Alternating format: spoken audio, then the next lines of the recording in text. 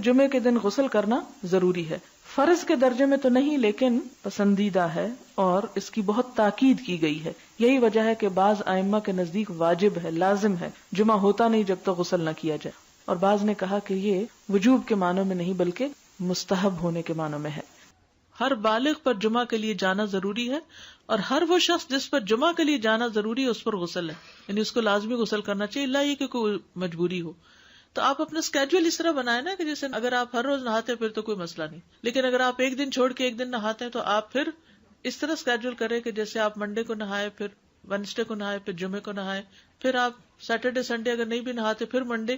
تو اس طرح آپ جمعے کو مس نہیں کریں گے.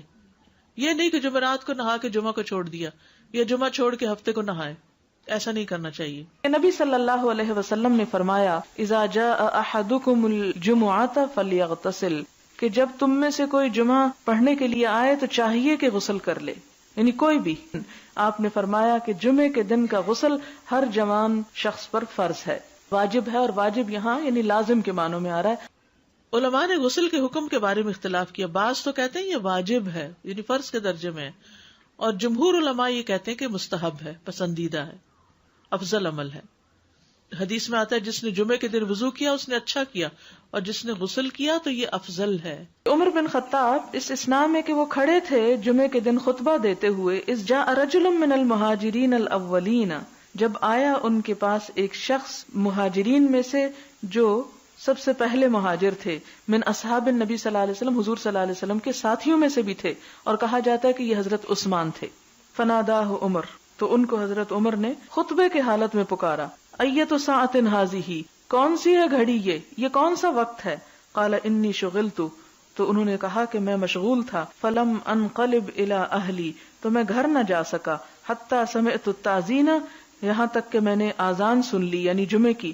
فلم ازد علی ان توضأت، تو میں نے نہ زیادہ کیا اس پر کہ میں وضو ہی کر لوں، یعنی میں صرف وضو کر کے آ گیا. فقال، تو فرمایا، کس نے؟ حضرت عمر نے. والوضوء ایضا، اور وضو ہی بس.